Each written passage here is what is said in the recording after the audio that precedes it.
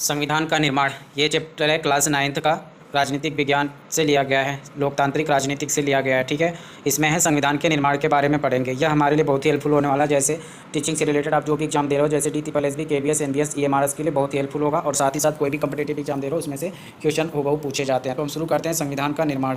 तो पहला प्रश्न क्या कह रहा है इसमें? पहला प्रश्न बनेगा कि नेल्सन मंडेला और उसके सात साथियों को रंग भेद विरोध के आंदोलन में आजीवन कारावास की सज़ा सुनाई गई थी। कब सुनाई गई थी? 1964 ईस्वी में। ठीक है, मोस्ट इंपॉर्टेंट क्वेश्चन बनेगा इसमें, कई क्वेश्चन आ जाएंगे। ठीक है, क्या क्या क्वेश्चन आ रहे हैं कि नेल्सन मंडेला को आजीवन कारावास की सज़ा कब सुनाई गई थी? तो 1964 में सुनाई गई थी सज़ा।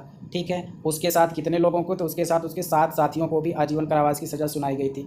किस मामले में? तो रंग भेद के मामले में, जो ये लोग आंदोलन कर रहे थे उसके मामले में इनको सज़ा सुनाई गई थी। ठीक, अब बढ़ते हैं आगे प्रश्न की तरफ। अगला प्रश्न बनेगा कि नेल्सन मंडेला जो था, ठीक, क्या कह रहा है कि नेल्सन मंडेला को 28 वर्षों तक किस जेल में रखा गया था? तो नेल्सन मंडेला को कितने साल की आजीवन कारावास सुनाया गया था और उसको 28 साल तक जेल में बंद किया गया था। किस जेल में? दक्षिण अफ्रीका की एक भयावह जेल थी। उस जेल का नाम क्या था? रोपेन द्वीप था। उस जेल का नाम क्या था? रोपेन द्वीप में उसको रखा गया था। ठीक, अफ्रीका में व्यापार करने गई यूरोपियों के अफ्रीका में, यानी कि साउथ अफ्रीका में जो यूरोपीय कंपनी व्यापार करने गई थी वो किस सन में गई थी? वहाँ पे कब गई थी? तो यूरोपीय कंपनी जो साउथ अफ्रीका में व्यापार करने गई थी वो 17वीं से 18वीं शताब्दी में गई थी। कब गई थी? 17वीं से 18वीं सदी में वो लोग वहाँ पे गए थे। कौन? यूरोपीय कंपनी के लोग। यूरोपीय लोग अफ्रीका और भारत में किस तरह के अंतर को देखने को मिलता है? यानी कि जो यूरोपीय लोग थे उनको, यूरोपीय लोग हमारे देश में भी थे, कहाँ पे थे? भारत में भी थे, और ये अफ्रीका में थे। तो इन दोनों में अंतर देखने को क्या मिलता है? तो यूरोपीय लोग जो थे अफ्रीका में और जो भारत में थे उनमें एक अंतर यह देखने को मिलता है कि अफ्रीका में ज़्यादा संख्या में बसने लगे थे। यानी भारत की अपेक्षा यूरोपीय लोग सबसे ज़्यादा संख्या में कहाँ बस रहे थे? तो अफ्रीका में बस रहे थे भारत की अपेक्षा। अगला प्रश्न क्या है कि दक्षिण अफ्रीका, क्या पूछ रहा है कि दक्षिण अफ्रीका के स्थानीय लोगों को क्या कहा जाता था? यानी दक्षिण अफ्रीका के जो मूल निवासी थे वहाँ के, जो वहाँ के स्थानीय लोग थे उनको क्या कहा जाता था? अश्वेत कहा जाता था। ठीक, यानी दक्षिण अफ्रीका के जो मूल निवासी थे उनको क्या कहा जाता था? उनको अश्वेत कहा जाता था। अगला प्रश्न क्या है कि अफ्रीका में मिश्रित चमड़ी वालों को क्या कहा जाता था? तो मिश्रित चमड़ी वालों को रंगीन चमड़ी कहा जाता था। मिश्रित चमड़ी मतलब काले और गोरे दोनों का जो मिश्रण था, तो उसको क्या कहा जाता था? रंगीन चमड़ी वाली कहा जाता था। ठीक, अफ्रीका में अश्वेतों की आबादी का हिस्सा कितना था? साउथ अफ्रीका में जो अश्वेत थे उनकी आबादी का कितना हिस्सा था? तो उनकी आबादी में हिस्सा 3/4 था, यानी कि 75% जो लोग थे वो अश्वेत थे अफ्रीका में। ठीक है, अश्वेत होने के बाद भी उनको परेशान किया जाता था। अश्वेत और रंगीन चमड़ी वाले, अश्वेत जो थे और रंगीन चमड़ी वाले और भारतीय मूल के जो लोग थे उनमें रंग भेद प्रणाली के खिलाफ कब संघर्ष प्रारंभ किया था? ठीक है, यानी कि जो अफ्रीका में अश्वेत रह रहे थे जिनकी संख्या कितनी थी? सबसे ज़्यादा 75% ये लोग थे। उसके बाद रंगीन चमड़ी वाले लोग आते हैं जो मिश्रित रंग के कहलाते हैं, और भारतीय मूल के जो लोग वहाँ पे थे, यानी भारतीय मूल के, जब वो व्यापार के लिए इनको क्या बंधुआ मजदूर बना के ले दिया जाता था तब वो जाके वहाँ बसे थे। तो उन्होंने वहाँ पे संघर्ष कब प्रारंभ किया था? तो उन्होंने वहाँ पे संघर्ष 1950 में प्रारंभ किया था। इस विरोध प्रणाली का नेतृत्व किसने किया था? यानी कि जो विरोध किया जाता था तो उस विरोध का नेतृत्व किसने किया था? तो उस विरोध का नेतृत्व करने वाली थी कौन थी? उस समय एक पार्टी थी, अफ्रीकी नेशनल कांग्रेस पार्टी थी। इसने क्या किया था? विरोध किया था। किसको? रंग भेद की जो नीति थी उसका इसने विरोध किया था। इस रंग भेदी नीति जो अचल रही थी उस आंदोलन में इसके अलावा किसका हिस्सा था जिसका समर्थन प्राप्त था? तो इसमें कई संगठन थे, जैसे एक मजदूर संगठन था उसका समर्थन प्राप्त था, कम्युनिस्ट पार्टी थी उसका समर्थन प्राप्त था, और समझदार और संवेदनशील लोगों का भी, जो गोरे थे, समझदार और संवेदनशील जो गोरे थे उनका भी इस आंदोलन को समर्थन प्राप्त था वहाँ पे। ठीक, अब बढ़ते हैं अगले प्रश्न की तरफ। अगला प्रश्न पूछ रहा है कि किसने रंग भेद की निंदा की? रंग भेद की निंदा किसने की थी? जो रंग भेद वहाँ पे किया जा रहा था तो किसने रंग भेद की निंदा की एवं इस व्यवस्था के खिलाफ आवाज़ उठाई? तो यह कार्य किसने किया था? तो यह कार्य कई देशों ने किया था, कि जो यूरोपीय जो वहाँ पे रंग भेद की नीति चला रहे थे और उसका जो वहाँ पे विरोध किया जा रहा था उस विरोध का समर्थन किसने किया था? तो कई देशों के लोगों ने उसका क्या किया था? समर्थन किया हुआ था। ठीक, अब अगला प्रश्न आ रहा है कि अगला प्रश्न क्या कह रहा है कि the long walk to freedom किसकी आत्मकथा है? The long walk of the freedom किसकी आत्मकथा है? तो यह आत्मकथा किसकी है? नेल्सन मंडेला की आत्मकथा है, the long walk to freedom. ठीक, अब बढ़ते हैं अगले प्रश्न की तरफ। दक्षिण अफ्रीका जो था वह गणराज्य कब बना था? साउथ अफ्रीका को रिपब्लिक कब बना था? तो साउथ अफ्रीका रिपब्लिक बना था 26 अप्रैल 1994 को। कब बना था? 26 अप्रैल 1994 की मध्य रात्रि को बना था। बहुत ही मोस्ट इंपॉर्टेंट क्वेश्चन है कि साउथ अफ्रीका गणराज्य कब बना था? तो 26 अप्रैल 1994 को बना था। यहाँ पे 1994 तो क्लियरिटी पता है कि 1994 को बना था, लेकिन डेट इसमें पता होनी चाहिए कब, 26 अप्रैल को बना था।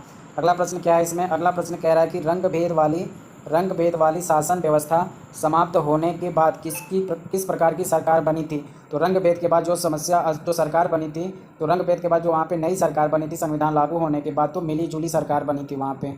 अब देखते हैं अगले प्रश्न को। ठीक है, अगला प्रश्न क्या कह रहा है इसमें कि किस कानून की धारा के तहत तट पर केवल श्वेत लोगों को नहाने का अधिकार प्राप्त था? यानी कि साउथ अफ्रीका में ऐसी कौन सी धारा बनाई थी जिसके अंदर वहाँ पे श्वेत लोगों को क्या करने का, नहाने का अधिकार प्राप्त था, जो गोरे लोग थे। तो धारा 37 के तहत कौन सी धारा थी? धारा 37 बनाई गई थी, जिसको तट पे नहाने का केवल अधिकार था।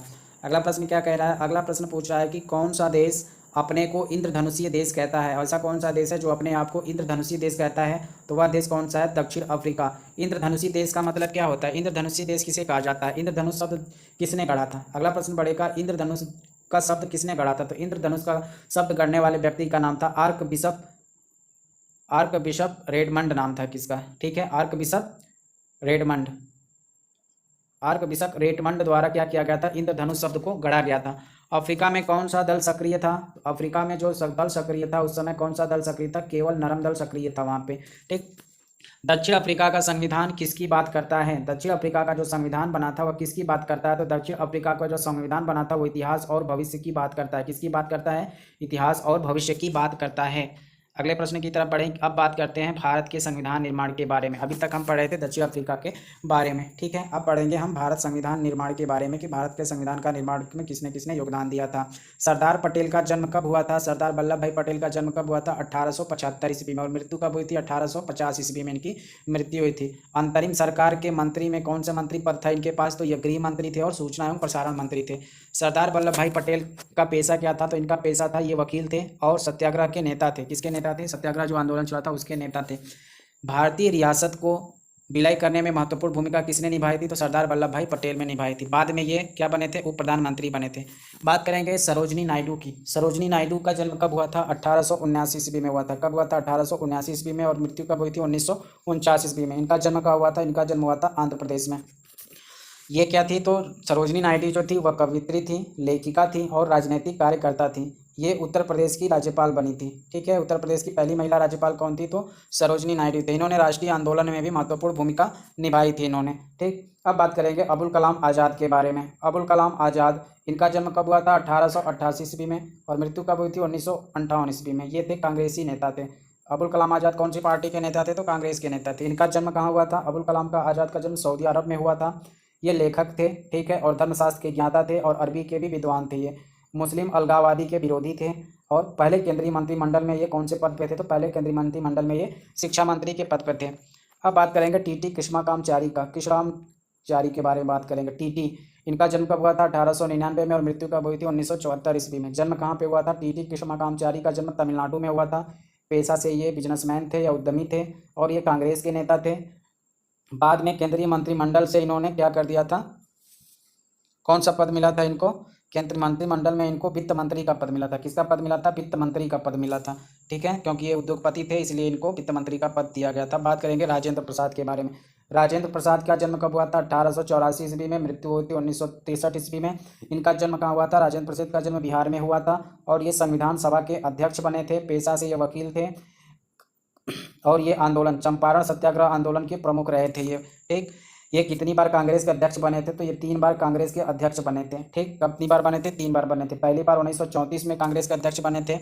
दूसरी बार बने थे 1939 ईस्वी में, जब सुभाष चंद्र बोस ने त्यागपत्र दे दिया था, तो राजेंद्र प्रसाद उस समय अध्यक्ष बने थे दूसरी बार। और तीसरी बार बने थे 1947 ईस्वी में, जब राजगोपालचारी ने त्यागपत्र दे दिया था। ठीक, अब बात करेंगे जयपाल सिंह के बारे में। जयपाल सिंह कौन थे? तो जयपाल सिंह का जन्म 1903 ईस्वी में हुआ था, और मृत्यु कब हुई थी? 1970 ईस्वी में। जयपाल सिंह का जन्म कहाँ हुआ था? झारखंड में हुआ था। पेशा से ये खिलाड़ी थे और शिक्षाविद थे। क्या थे? खिलाड़ी थे और शिक्षाविद थे। भारतीय हॉकी के टीम के कप्तान थे। भारतीय हॉकी टीम के ये कप्तान थे, पहले कप्तान थे। भारतीय हॉकी टीम के पहले कप्तान कौन थे? तो जयपाल सिंह के। कब बने थे? 1928 ईस्वी में बने थे।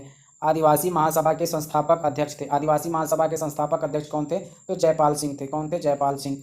बाद में ये 1938 ईस्वी जनवरी में क्या बने थे? कब स्थापना की गई थी इसकी? तो आदिवासी महासभा के अध्यक्ष कब बने थे? तो 1938 जनवरी में बने थे। आदिवासी महासभा के संस्थापक अध्यक्छ बने थे। और ये पार्टी की स्थापना कब हुई थी? 1938 में। और भारतीय हॉकी टीम के पहले कप्तान कब बने थे? 1928 में। बाद में झारखंड पार्टी के संस्थापक 1949 में। ये बाद में झारखंड पार्टी के क्या बने थे, संस्थापक बने थे। ठीक है, झारखंड पार्टी के संस्थापक कब बने थे, 1949 ईस्वी में। अब बात करेंगे हरि हरेंद्र कुमार मुखर्जी। ठीक है, हरेंद्र कुमार मुखर्जी के बारे में बात करेंगे। एच.सी. मुखर्जी, एच.सी. मुखर्जी का पूरा नाम क्या था, हरेंद्र कुमार मुखर्जी। ठीक, इनका जन्म कब हुआ था, 1887 ईस्वी में हुआ था। 1956 में ये मर गए थे। इनका जन्म कहाँ हुआ था, हरेंद्र कुमार मुखर्जी का जन्म बंगाल में हुआ था। ये संविधान सभा के उपाध्यक्ष थे। एच.सी. मुखर्जी संविधान सभा के उपाध्यक्ष थे। पेशा से ये लेखक और शिक्षाविद थे। इनका पेशा क्या था, लेखक और शिक्षाविद थे। और ये कांग्रेसी नेता थे। ठीक, सदस्य किसके थे, तो ऑल इंडिया क्रिश्चियन काउंसिल के सदस्य थे। किसके सदस्य थे, ऑल इंडिया क्रिश्चियन काउंसिल के सदस्य थे। और बंगाल विधानसभा के भी ये सदस्य बने थे। किसके, बंगाल विधानसभा के सदस्य। बाद में ये राज्यपाल बने, कहाँ, बंगाल के राज्यपाल बने। ठीक है, बाद में राज्यपाल बने, किसके, बंगाल के राज्यपाल बने। अब बात करेंगे जी दुर्गा भाई देशमुख की। जी भाई दुर्गा देशमुख का जन्म कब हुआ था, 1909 में। मृत्यु हुई थी 1981 में। इनका जन्म कहाँ हुआ था, इनका जन्म हुआ था आंध्र प्रदेश में। पेशे से ये वकील थे और महिला मुक्ति मोर्चा के कार्यकर्ता थे। कौन, दुर्गा भाई देशमुख किसके कार्यकर्ता थे, तो महिला मुक्ति मोर्चा के कार्यकर्ता थे। नेता किसकी थी, नेता ये कांग्रेस की नेता थी। संस्थापक आंध्र महिला सभा की संस्थापक थी। आंध्र महिला सभा की संस्थापक कौन थी, दुर्गा भाई देशमुख। कब स्थापना की थी, 1937 ईस्वी में। आंध्र महिला सभा की स्थापना किसने की थी, तो दुर्गा भाई देशमुख ने की थी। बाद में ये संस्थापक अध्यक्ष किसकी बनी थी, तो केंद्रीय समाज कल्याण बोर्ड की। ठीक है, केंद्रीय समाज कल्याण बोर्ड की स्थापना कब की गई थी, तो केंद्रीय समाज कल्याण बोर्ड की स्थापना, केंद्रीय समाज कल्याण बोर्ड की स्थापना कब की गई थी, 1953 में। कब की गई थी, 1953 में की गई थी। ये बाद में किसके संस्थापक अध्यक्ष थे, तो ये केंद्रीय समाज कल्याण बोर्ड के संस्थापक अध्यक्ष थे। कौन, दुर्गा भाई देशमुख। इनकी उपाधि क्या थी, इनकी उपाधि आयरन लेडी की उपाधि दी गई थी। आयरन लेडी की उपाधि किसको दी गई थी, दुर्गा भाई देशमुख को आयरन लेडी की उपाधि दी गई थी। अब बात करेंगे बलदेव सिंह के बारे में। बलदेव सिंह का जन्म कब हुआ था, बलदेव सिंह का जन्म हुआ था 1901 ईस्वी में। इनकी मृत्यु हुई थी 1961 ईस्वी में। बलदेव सिंह का जन्म कहाँ हुआ था, हरियाणा में हुआ था। बलदेव सिंह किस पेशा से थे, तो उद्यमी थे। ठीक, तो बल लगाकर क्या करते थे, बल लगाकर बलदेव उद्यमी करता था। ठीक है, बल लगाकर, तो इससे क्लियर हो जाएगा। ठीक, हम बना लेंगे। नेता किसके थे, तो पंथक अकाली पार्टी के नेता थे। किसके अकाली थे, पृथक अकाली दल के नेता थे ये। ठीक, कहाँ पे, पंजाब विधानसभा में। संविधान सभा में ये कांग्रेस द्वारा मनोनीत किए गए थे। संविधान सभा में किसके द्वारा मनोनीत किए गए थे, तो कांग्रेस के द्वारा मनोनीत किए थे। बाद में ये केंद्रीय मंडल में क्या बने थे, रक्षा मंत्री बने थे। बाद में केंद्रीय मंडल में रक्षा मंत्री किसे बनाया गया था, तो बलदेव सिंह को रक्षा मंत्री बनाया गया था। ठीक, अब बढ़ेंगे कन्हैया लाल मणिकलाल मुंशी, के एम मुंशी। के एम मुंशी के बारे में, इनका पूरा नाम, के एम मुंशी का नाम क्या है, कन्हैया लाल मणिकलाल मुंशी।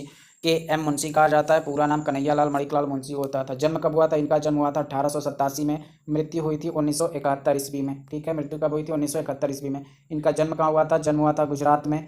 पेशा से क्या थे, पेशा से ये वकील थे, इतिहासकार थे और भाषाविद थे। तीन उपाधि थी इनके बाद, भाषाविद, कन्हैया लाल मणिकलाल मुंशी। कन्हैया लाल वकील, मणिकलाल इतिहासकार और मुंशी भाषाविद थे।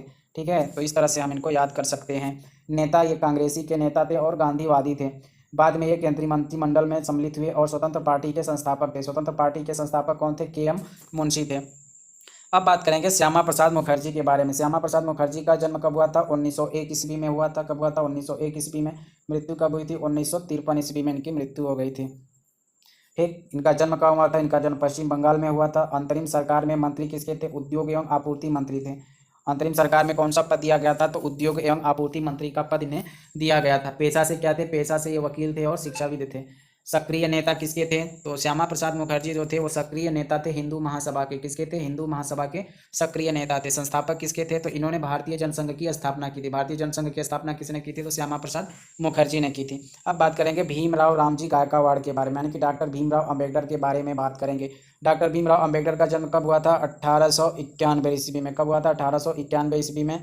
और मृत्यु कब हुई थी, 1956 ईस्वी में हुई थी। जन्म कहाँ हुआ था इनका, मध्य प्रदेश में जन्म हुआ था। जातिगत, ये किसके आंदोलनकारी थे, तो जातिगत बंटवारा के आंदोलनकारी थे और भेदभाव की नीति के खिलाफ थे ये। चिंतक किसके थे, तो ये सामाजिक क्रांतिकारी के चिंतक थे।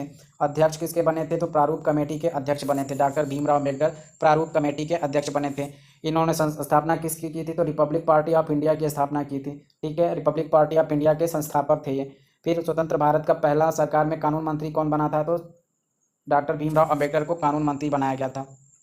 अब बात करेंगे जवाहरलाल नेहरू के बारे में। जवाहरलाल नेहरू का जन्म कब हुआ था, 1889 ईस्वी में। मृत्यु कब हुई थी, 1964 ईस्वी में। कब हुई थी, 27 मई 1964 को इनकी मृत्यु हुई थी। कितने मई को, 27 मई को इनकी मृत्यु हुई थी। जन्म कहाँ हुआ था इनका, उत्तर प्रदेश के इलाहाबाद में इनका जन्म हुआ था। ये अंतरिम सरकार में प्रधानमंत्री बने थे। पेशा से ये वकील थे। नेता किसके थे? कांग्रेस के नेता थे। समर्थक किसके थे? समाजवाद लोकतंत्र के समर्थक थे। विरोधी किसके थे? तो विरोधी साम्राज्यवाद के विरोधी थे और समाजवाद लोकतंत्र के समर्थक थे। बाद में ये भारत के प्रधानमंत्री बने। अब बात करेंगे सोमनाथ लाहिड़ी के बारे में। सोमनाथ लाहिड़ी कौन थे? सोमनाथ लाहिड़ी का जन्म 1901 ईस्वी में हुआ था, मृत्यु हुई थी 1984 ईस्वी में। इनका जन्म हुआ था पश्चिम बंगाल में। पेशा से ये लेखक थे और संपादक थे। क्या थे? पेशा से लेखक और संपादक थे। नेता किसके थे? भारतीय कम्युनिस्ट पार्टी के नेता थे। सोमनाथ लाहिड़ी कौन सी पार्टी के नेता थे? तो भारतीय कम्युनिस्ट पार्टी के नेता थे। बाद में किसके सदस्य बने? तो बाद में ये पश्चिम बंगाल विधानसभा के सदस्य बने थे। ठीक, अब बात करेंगे भारत के संविधान के निर्माण की बात करेंगे अब। तो दक्षिण अफ्रीका के संविधान निर्माण में क्या देखने को मिलता है? तो दक्षिण अफ्रीका के संविधान में हमें क्या देखने को मिलता है? तो दक्षिण अफ्रीका के संविधान में हमें क्या क्या देखने को मिलता है? तो संविधान निर्माण के समय ही सारी बातों पर सहमति बनानी पड़ी थी, यानी कि जब संविधान निर्माण किया गया था उसी के समय ही सारी बातों पर सहमति बनी थी। लेकिन भारत के संविधान निर्माण में क्या देखने को मिलता है? तो भारतीय संविधान के निर्माण में आज़ादी के लड़ाई के समय के दौरान ही लोकतंत्र समेत अधिकांश बुनियादी बातों पर भी राष्ट्रीय सहमति बन चुकी थी, यानी कि जब हम आंदोलन लड़ रहे थे उसी समय ही हमारे जो संविधान में चीज़ें शामिल है उसके ऊपर सहमति हम आंदोलन के समय ही बना लिए थे। लेकिन साउथ अफ्रीका में क्या होता है? जब संविधान का निर्माण होता है तभी सारी बातों पे सहमति बनती है। ठीक, दूसरा पॉइंट, कुछ विचारों पर मतभेद आज़ादी के दौरान भी था और बाद में भी बना हुआ था। कुछ विचार में मतभेद आजीवन बने रहे थे। ठीक है, आज़ादी के बाद भी बने रहे और आज भी बने हुए हैं। भारत का पहला संविधान कब और किसने लिखा था? तो भारत का पहला संविधान कब और किसने लिखा था? तो भारत का पहला संविधान 1928 ईस्वी में लिखा गया था। और किसने लिखा था? मोतीलाल नेहरू ने लिखा था और उनके 8 साथियों ने लिखा था। किसने लिखा था? मोतीलाल नेहरू ने और उनके 8 साथियों ने लिखा था। आज़ाद भारत का संविधान कैसा होगा? आज़ाद भारत का संविधान कैसा होगा? तो इसकी रूपरेखा किस अधिवेशन में रखी गई थी? आज़ाद भारत का संविधान कैसा होगा, इसकी रूपरेखा किस अधिवेशन में रख दी गई थी? तो इसकी रूपरेखा 1931 में कांग्रेस अधिवेशन में रख दी गई थी। कब? जिसकी अध्यक्षता किसने की थी? इसकी अध्यक्षता की थी सरदार वल्लभ भाई पटेल ने। और यह अध्यक्षता कहाँ पे हुई थी? तो कराची में हुई थी। कहाँ पे हुई थी? कराची में हुई थी। ठीक, 1928 और 1931 में संविधान स्वतंत्र भारत में किस बात की चर्चा की गई थी? यानी कि 1928 और 1931 का जो संविधान के बारे में चर्चा की गई थी उसमें किन बातों की चर्चा की गई थी? तो UAVF स्वतंत्रता, समानता, अल्पसंख्यक के अधिकारों की बात की गई थी। यानी UAVF का मतलब होता है यूनिवर्सल एडल्ट वोट फ्रेंचाइजिस, यानी कि सार्वभौमिक वयस्क मताधिकार के बारे में भी बात की गई थी। दूसरा, स्वतंत्रता के बारे में बात की गई थी। तीसरा, समानता के बारे में। और चौथा, अल्पसंख्यक के अधिकारों के बारे में भी बात कर दी गई थी। संविधान सभा की बैठक करने से पहले कुछ मुद्दों पर सहमति पहले ही बन चुकी थी। ठीक है, पूरे ब्रिटिश शासन वाले भारत में प्रादेशिक असेंबली के चुनाव कब कराए गए थे? तो पूरे ब्रिटिश शासन वाले भारत में प्रादेशिक असेंबली के लिए चुनाव 1937 के बाद किए गए थे। कब किए गए थे? 1937 के बाद किए गए थे। भारत ने किन देशों से क्या ग्रहण किया था? भारत ने किन देशों से क्या क्या संविधान में ग्रहण किया था? तो फ्रांस से क्या ग्रहण किया था भारत ने? तो फ्रांस से क्रांति के आदर्श ग्रहण किए थे। ब्रिटेन से संसदीय लोकतंत्र के कामकाज को ग्रहण किया था। अमेरिका से अधिकारों की सूची को ग्रहण किया था। और रूस से समाजवादी क्रांति को ग्रहण किया था। तो इस तरह से भारत ने अपना संविधान बनाने से पहले कई देशों के विचारों को भी ग्रहण किया हुआ था, जो संविधान में देखने को मिलते हैं। संविधान सभा कैसी सभा थी? तो संविधान सभा चुने गए जनप्रतिनिधियों की जनसभा थी, जो संविधान लिखने का काम करती थी। क्या करती थी संविधान सभा? संविधान सभा वह सभा होती है जो चुने गए जनप्रतिनिधियों की जनसभा होती थी और जो संविधान लिखने का काम करती थी, उसे संविधान सभा कहा गया था।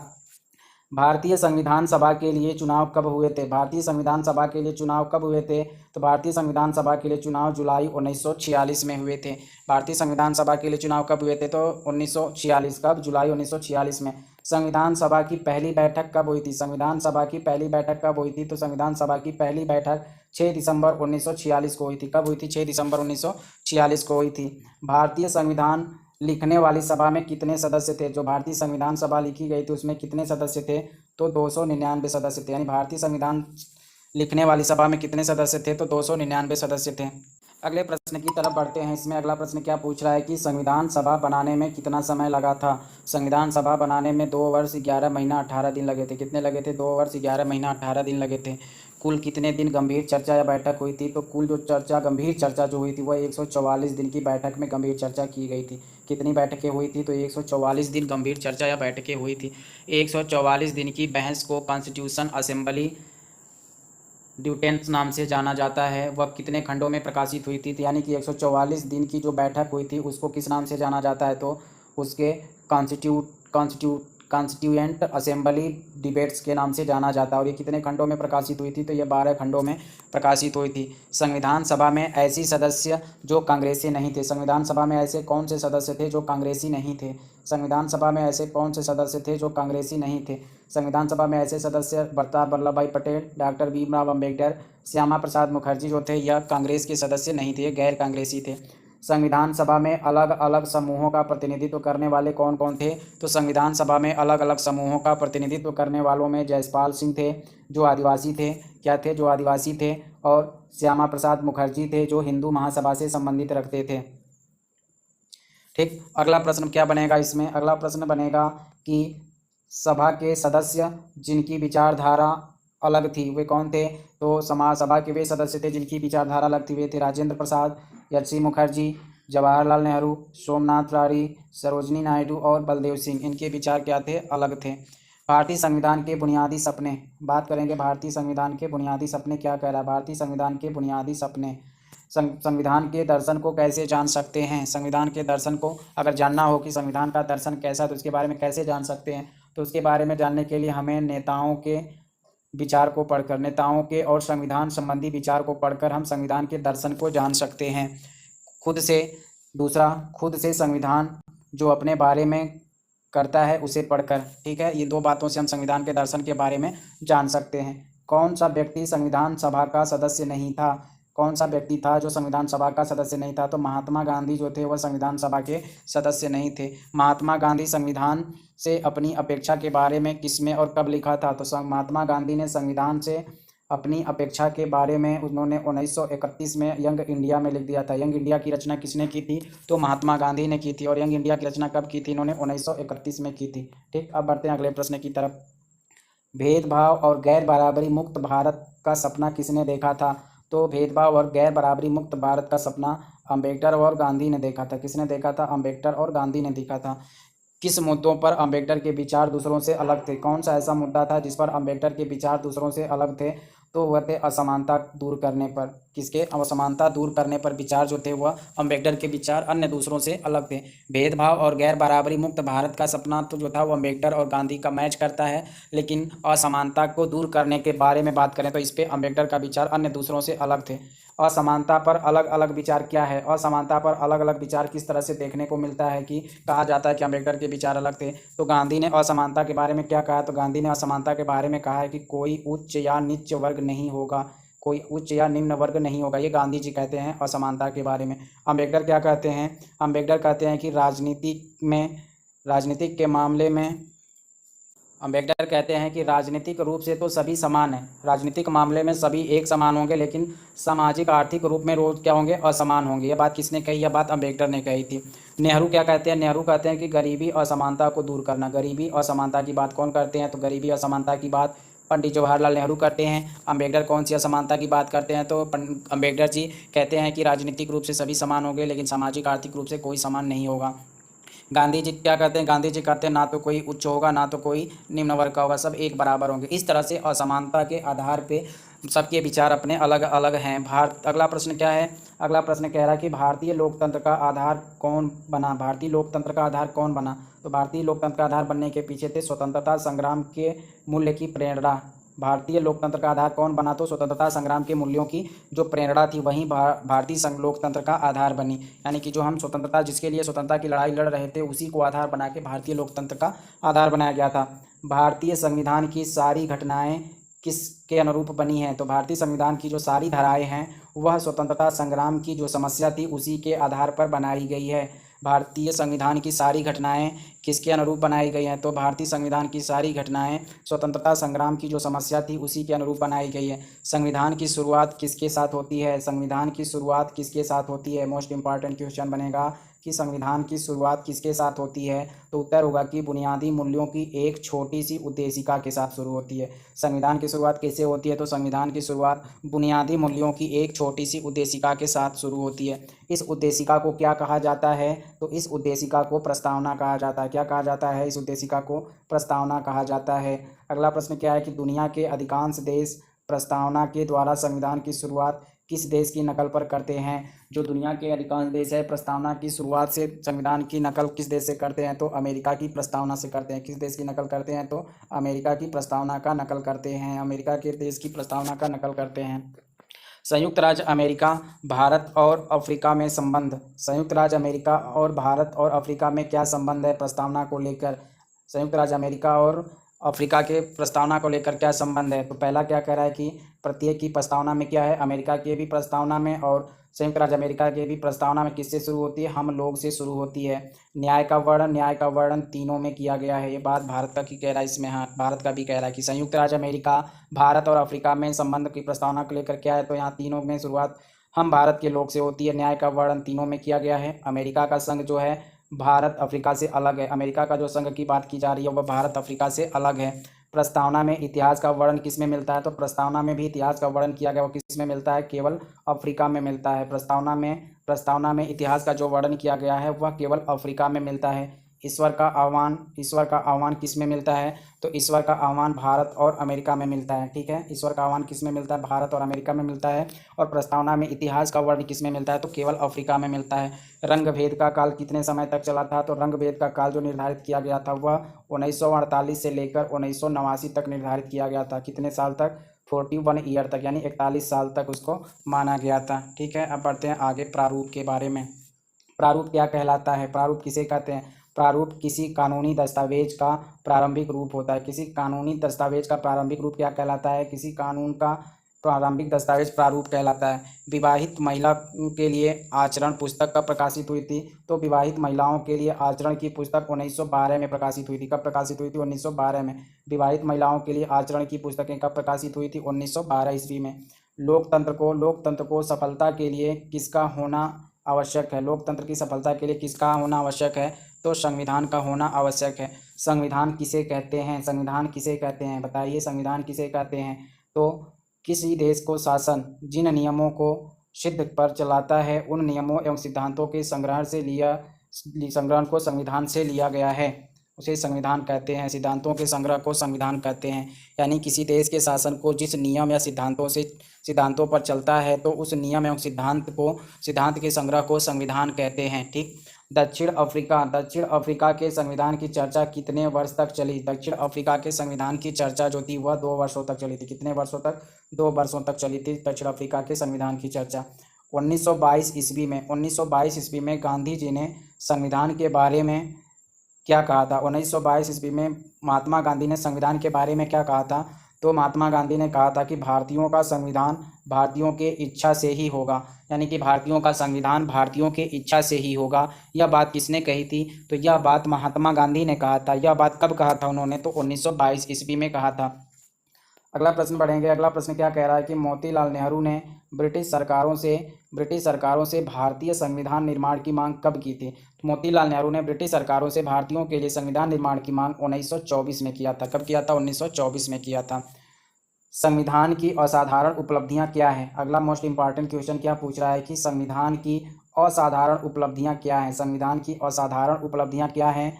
तो क्या है असाधारण उपलब्धि? तो कहता है कि जो संविधान की असाधारण उपलब्धि वह है किसी भी सामाजिक समूह या राजनैतिक दल ने संविधान की वैधता पर सवाल नहीं उठाया। संविधान की वैधता पर सवाल नहीं उठाया। यही संविधान की असाधारण उपलब्धि है कि इस पर किसी ने भी आज तक सवाल नहीं उठाया है। संविधान की वैधता पे सवाल नहीं उठाया गया, यही संविधान की अब तक की असाधारण उपलब्धि है। अगला प्रश्न क्या बनेगा? अगला प्रश्न बनेगा कि संविधान सभा का काम किस पर आधारित है? संविधान सभा का जो काम है वह किस पर आधारित है? तो काम काफ़ी व्यवस्थित क्रम में है। काम जो है वह किस पे है? काम जो है काफ़ी व्यवस्थित क्रम में है। और कैसा है यह काम जो काफ़ी व्यवस्थित क्रम में है और यह खुला है, सर्वसम्मति बनाने के प्रयास पे है। ठीक है, संविधान सभा का काम किस पर आधारित है? तो खुले रूप में और सर्वसम्मति बनाने के प्रयासों पर आधारित है। संविधान सभा का व्यवस्थित क्रम क्या था? संविधान सभा का व्यवस्थित क्रम क्या था? अगर पूछा जाए कि संविधान सभा का जो व्यवस्थित क्रम बनाया गया था वह क्या था? संविधान सभा का व्यवस्थित क्रम क्या है? तो इसका काम काफ़ी व्यवस्थित क्रम था। कैसे कि सबसे पहले कुछ बुनियादी सिद्धांत तय किए गए। इस तरह से इसका व्यवस्थित क्रम था संविधान का। सबसे पहले क्या किया गया? संविधान बनाने के लिए सबसे पहले कुछ बुनियादी सिद्धांत क्या किए गए, तय किए गए। दूसरा, फिर उस पर सबकी सहमति ली गई, क्या की गई, उस पर उसकी सहमति बनी, दूसरा पॉइंट। तीसरे में क्या हुआ कि फिर चर्चा के लिए प्रारूप संविधान बनाया गया, यानी एक व्यवस्थित क्रम तैयार किया गया था। चौथे में क्या किया गया, उसके बाद संविधान के प्रारूप पर कई बार चर्चा हुई और 2000 से ज़्यादा संशोधन पर विचार हुए। तो इस तरह से संविधान बनाने के लिए उसके कई क्रम निर्धारित किए थे कि एक क्रम के बाद एक क्रम चल रहा था। तो यह था भारत का संविधान का निर्माण कैसे हुआ। साथ ही साथ हमने पढ़ा संविधान के निर्माण में साउथ अफ्रीका के बारे में, उसमें अमेरिका की प्रस्तावना, भारत की प्रस्तावना और अफ्रीका की प्रस्तावना को हमने तुलना किया कि तीनों में क्या समानता है और क्या नहीं है। ठीक, तो यह वीडियो आपको कैसा लगा, आप लाइक शेयर सब्सक्राइब जरूर कीजिएगा, ताकि आगे की आने वाली वीडियो हम एनसीईआरटी की हूबहू लाइन में बोल रहे हैं। ठीक है, हम किस में बोल रहे हैं, हम ये सब चीज़ें नहीं बोल रहे हैं, ये क्या बोले, ये एनसीईआरटी की हूबहू लाइन बोल रही है, जो आपके एग्जाम के लिए बहुत ही हेल्पफुल होगा, लाइन टू लाइन। ठीक है, धन्यवाद, मिलते हैं अगले वीडियो में, तब तक के लिए धन्यवाद।